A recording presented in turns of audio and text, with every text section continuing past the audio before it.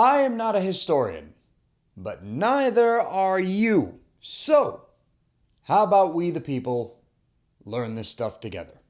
Welcome to US 101. And I want you to be honest with me when I ask you the following question. Over the past 100 days, who's had more of an impact on your life? US 101 or the President of the United States?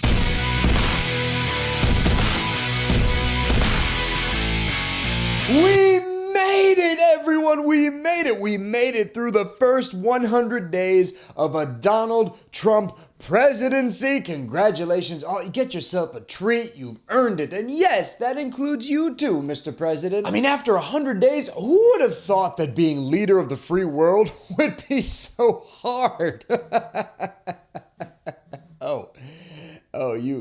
You did. You thought that being president is kind of hard. Well, I'm glad you finally figured it out. And for the past week, it seems as if it's been nonstop actually, people have been nitpicking at Trump's 100 days. They've been comparing him to previous presidents, debating whether or not he'd accomplished everything that he wanted to accomplish in his first 100 days. I truly believe that the first 100 days of my administration has been just about the most successful in our country's history. I actually think this may be the worst 100 days we've ever seen in a president. Now, the president is overseeing as well a resurgence in American job creation. And some have even called out Trump's hypocrisy for tweeting that the first 100 days of a presidency are a, quote, ridiculous standard. Even though while he was campaigning to be president, he made a point of calling out time and again what he would accomplish in his first 100 days as president of the United States. In the first 100 days of a Trump administration.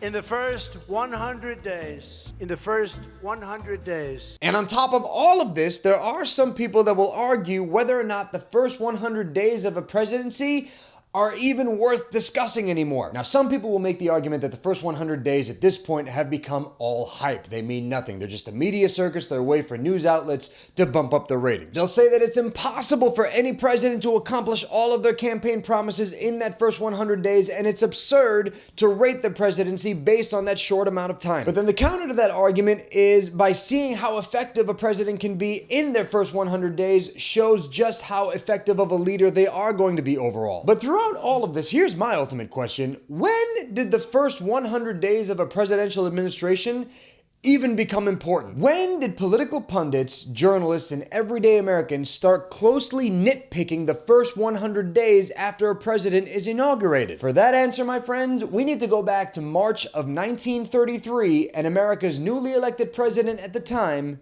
Franklin Delano Roosevelt. Prior to Roosevelt becoming president, the United States was in a period that your history books call the Great Depression. After the stock market crashed in 1929, millions of Americans were out of work and struggling to make ends meet. So, at Roosevelt's inauguration, when he famously said, "That the only thing we have to fear is fear itself," he went straight to work on alleviating the nation's fear. Over the next 100 days, Roosevelt and Congress passed more legislation than ever in order to get the country back on track. And one of the first things that FDR did was shut down every single bank across the United States for 1 week to stop depositors from withdrawing all of their money at the same time, thus bankrupting all of those banks. In addition to that, he passed the Emergency Banking Act, which shut down all insolvent banks and reopened ones that were still strong enough to survive. FDR also passed the Civilian Conservation Corps, which employed 3 million men to work on a variety of projects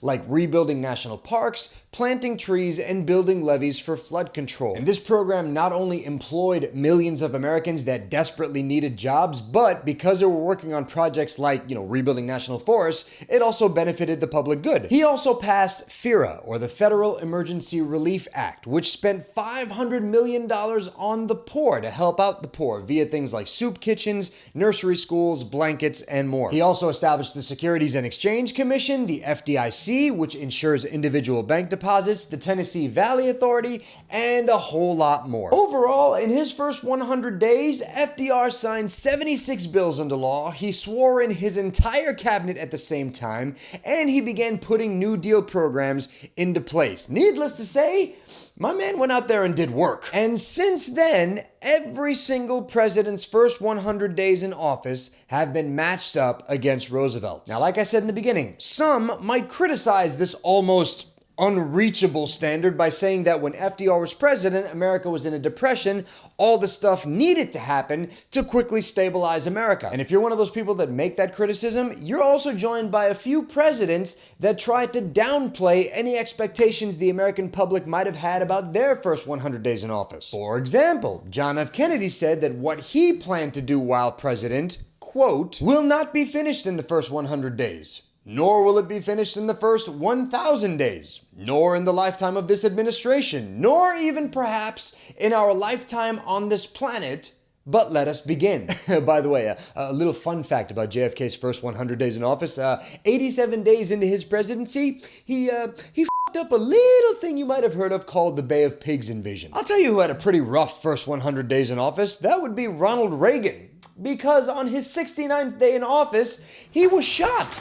And then while he was in the hospital recovering, he had to sign a bill into law. Bill Clinton, when asked about his first 100 days, said the following. I don't know that 100 days is a rational category. And then Barack Obama somewhat echoed the sentiments of Kennedy when he said, it's probably going to be the first 1,000 days that makes the difference. As for Trump, I mean, it kind of just depends on your stance of the man, as well as the media that you've been watching, to determine what you think of his first 100 days. Some of you may think he's been a really effective president, what with all the executive orders that he loves to sign and the fact that he took military action against Syria for their use of chemical weapons. And then some of you may think that he's done absolutely nothing while in office for his first 100 days, considering that some of his biggest executive orders, like the travel ban, was overturned by the courts, that he spends a lot more time at his resort in Florida playing golf, the fact that the wall that he wants to build and he wants Mexico to pay for probably is not going to be paid for by Mexico, and the fact that by the end of his first 100 days, his approval rating is lower than the 3 previous presidents we've had. But let's discuss this one, man. In the comment section down below,